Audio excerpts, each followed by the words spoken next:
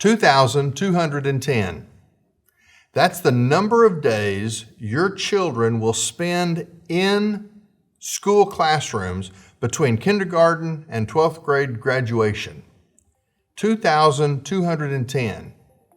Do you know what's happening in those classrooms for 2,210 days? You need to know.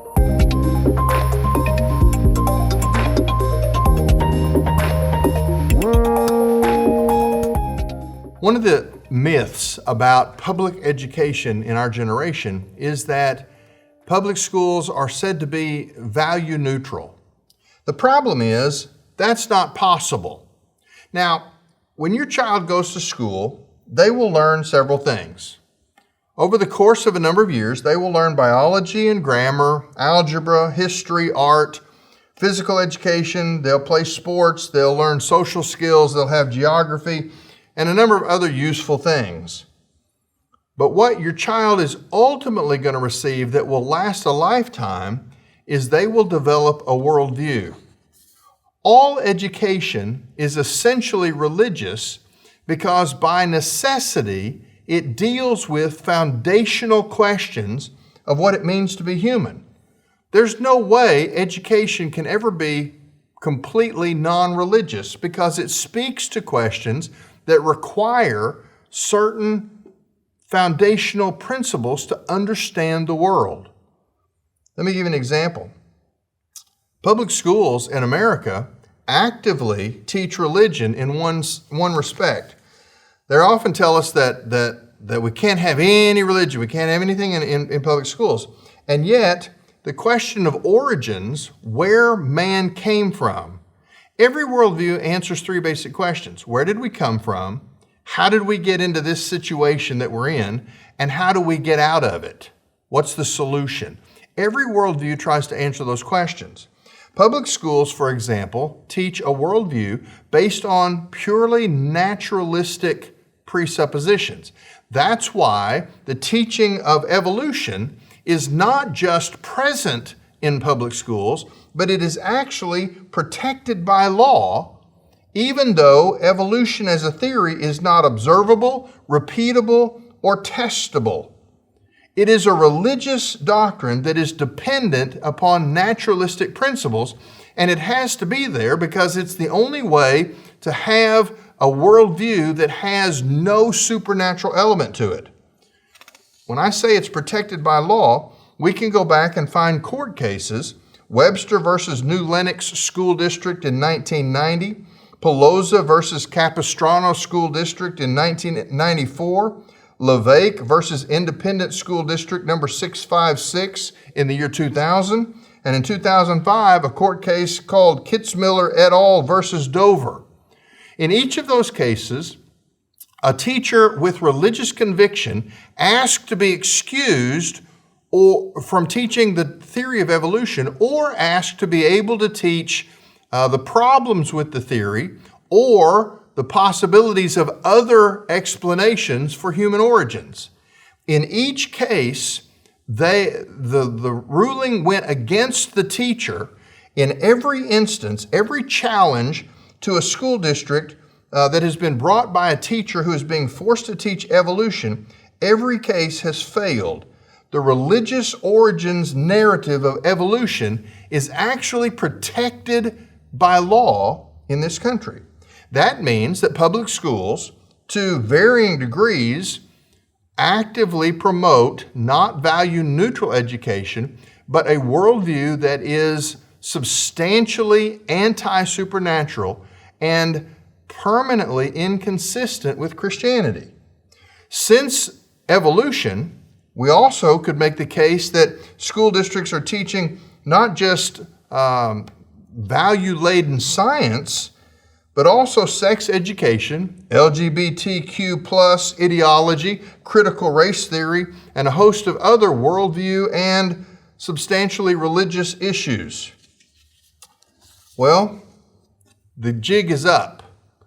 The pandemic allowed parents to have a front row seat to watch through distant learning some of what was coming to their children, some of what was being taught, and parents have decided to find other options. Public schools like New York City have seen deep declines. New York City alone has lost over 50,000 enrolled students since the pandemic. In South Florida, there are 8,000 more students being homeschooled now than before the pandemic. In Indiana, more than half of their private schools, Christian and otherwise, have seen a huge jump in enrollment. Nationwide, private Christian schools specifically have seen a massive uptick in enrollment. Why? Is it just curriculum? Well, in Iowa, parents recently learned in one public school district that their middle schoolers were being allowed to bunk on overnight trips according to their gender identity rather than their biological sex. Let me say that again. Middle schoolers are being allowed to sleep in the same room on overnight trips based on their gender identity and not their biological sex. One school district in Indiana has a new policy to punish and potentially expel students who have what they call repetitive microaggressions. In other words, they said something like, "I go to church and believe in Jesus." That's now a microaggression. And you say it enough times and you can be expelled from school. In blue cities, it's even worse. K-5 students in Portland, Oregon, are set to be taught this year that gender is colonized, including, for kindergartners, including anatomy lessons which feature graphic drawings of children's genitalia and the conscious abolishment in class of the words boy and girl. They are so intent on promoting a confusing gender identity to middle schoolers and elementary schoolers that teachers' unions have failed at their most basic job, which is to educate children through logic, curiosity, and rationale. Nationwide, there are 1.2 million students fewer in public schools this year than in last year.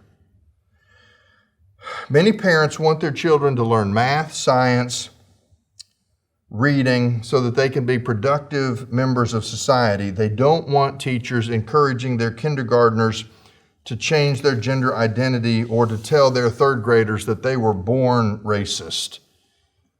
It goes even further. The Wisconsin Supreme Court recently turned back a court challenge by parents who wanted to be informed if their children wanted to be identified in school as the opposite sex. The lawsuit was centered in Madison, Wisconsin, and it was about a school policy which instructed teachers to use whatever pronouns a child chose for themselves, and specifically instructed those teachers to use those pronouns throughout the day, but not to tell parents what their children were doing in class. The policy bars the disclosure of those pronouns and that gender identity to parents. Folks, let's talk about public schools. I often hear Christians say, well, we can't abandon the public schools. There needs to be a Christian presence there. We're fighting the battle on the battlefield that's given to us. Are you? Are you fighting the battle? Because see, what I see happening in public schools by and large is that parents drop off their kids, they pick them up later with never any thought, never any accountability, never any involvement in what's actually happening in the school. That's why even here in conservative red state Oklahoma, local school district meetings often have fewer than 30 people attending a school board meeting out of a school district that has tens of thousands of students that represent tens of thousands of families. Minimal involvement. We can talk a good game about being involved in the public schools and fighting the fight, but we're not doing that. So here are our choices. We either salvage our kids and put them in alternative options for their education, or we get serious about engaging in this battle. It's interesting, recently MSNBC produced a column speaking about this move toward homeschooling across the nation. They claim homeschooling is now racist. It's part of what they call an extreme evangelical war to dismantle public schools. Well, homeschooling is not racist. Homeschooling is actually a biblical response to a biblical charge. In the book of Deuteronomy, God gave specific instructions to the nation of Israel. In chapter 6, verse 4, one of the most significant verses in the entire Bible is called the Shema. It says, "Hear, Israel, the Lord is our God, the Lord is one. And you shall love the Lord your God with all your heart and with all your soul and with all your strength. These words which I am commanding you today shall be on your heart, and you shall repeat them diligently to your sons, and speak of them when you sit in your house, when you walk on the road, when you lie down, and when you get up. You shall also tie them as a sign to your hand, and they shall be as frontlets on your forehead. You will also write them on the doorposts of your house and on your gates." What he says is the responsibility for passing truth from one generation to another is primarily a God-assigned responsibility of parents. It is a parent's job to supervise the education of their children. Proverbs 22:6 says, "Train up a child in the way he should go, and even when he is old, he will not depart from it." Ephesians 6:4 specifically speaks about the role of fathers and says, "Fathers, do not provoke your children to anger, but bring them up in the discipline and instruction of the Lord." The bottom line is, there is a means of education outlined in the Word of God that assigns the responsibility for that education to parents. Now, what that means is, whether you choose to homeschool your children, or whether you choose to private school your children, or whether you choose to utilize public schools, you are not fulfilling the biblical mandate of parenthood if you simply drop your kids off and leave them for 2,210 days in the hands of those who will instill a worldview that is fundamentally opposed to the truth of God's Word. You say, well, now wait a minute. My son, my daughter, they have a Christian teacher. Good, I'm glad. I love the fact that there are Christians who are attempting to make a difference in the public school system. But I want you to know that teachers have a limited ability to change what is an overarching system. That's why teachers are abandoning the profession in tremendous numbers. There is, in the state of Indiana, I saw a statistic this week that says Indiana starts the new school year with 2,300 teacher openings across that state, teaching positions that they can't fill because so many teachers have, in frustration with the requirements that are being placed on them, they have left the profession altogether. Listen, if you've told yourself that my son has a Christian teacher and that we live in a conservative state, you really are not paying attention.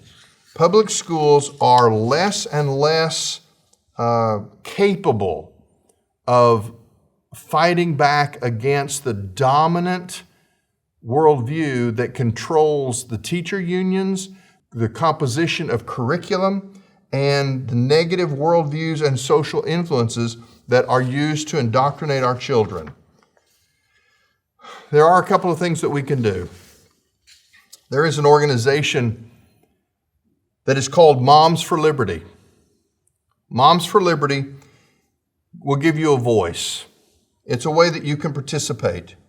Their top major concerns, even in a conservative state like Oklahoma, are that they have discovered pornographic and otherwise disturbing books in school libraries here in Oklahoma. Books that if you or I were to pass them to a child, we could be arrested for giving inappropriate material to a minor. and yet those books are in our school libraries. School violence and the extreme lack of discipline is a major concern for Christians who have to send their children to school. There are new trends all the time where teachers are being instructed, and often they are teaching what's been given to them without any real serious thought about what it is that they're promulgating. They are being trained on how to teach the LGBTQ agenda, to bring that understanding to a place of acceptance for children as early as 5 years of age. They are taught how to be social warriors. They are instructing children in some instances, even in conservative Oklahoma, on how to begin a gender transition. Listen, look up Moms for Liberty, because that is a way that you can engage the battle. If your kids are in public schools, if that's a choice that you've made, then you have to step up to the level of oversight and supervision. You can't talk about fighting the battle for public schools unless you are actually engaged in that battle, because it is nothing short of a battle. There is something that's been produced by the Goldwater Institute, which is called the Academic Transparency Act. This is something that needs to be utilized by parents, taken to school boards, pushed at state legislature levels to try and implement. The Academic Transparency Act, among other things, in its most basic form, would require each public school in a state to prominently list on a publicly accessible portion of its website all of the materials and teaching curricula that are being used in those classrooms. In other words, if they're going to teach it to our children, we should be able to see the material firsthand that is being used. Folks, we don't live in the 1950s anymore. You can't send your kids to public schools and expect Christian values, American patriotism, or even the most basic level of actual educational learning. You can't assume any longer that that's taking place. If you have a good teacher, man, that's wonderful. But you need to understand that school districts are not made up of one or two good teachers. There's a fundamental underlying anti-supernatural, therefore anti-Christian bias built into the system. So, what do? Well, as pastor of a church that God has granted influence to, we are beginning the process of discovering how we can provide educational opportunities for families that will have as a foundation an underlying biblical Judeo-Christian worldview. Wait and watch for it. We're now on a runway, and I hope that by the fall of 2023, we will be ready, as other churches need to begin to think about.